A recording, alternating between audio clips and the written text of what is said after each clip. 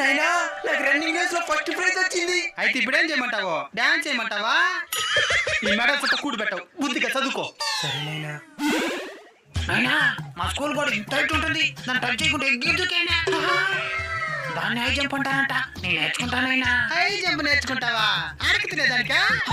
కాలు చెయ్యి ఇరిగితే దేనికి పనికి రాకుండా పోతావు. మూసుకో, చదువుకో. సరేనైనా. నాకు కూడా పేపరీ, నేను కూడా చదువుతాను. ఈసారి ఒలింపిక్స్ లో ఒక్క గోల్డ్ మెడల్ కూడా సాధించిన భారత్. పాయింట్ల పట్టికలో 71వ స్థానానికి పరిమితమైన భారత్. ఎంతమంది ఉన్న దేశంలో ఒక్క మెడల్ కొట్ల, దేనికి భూమికి భారమా?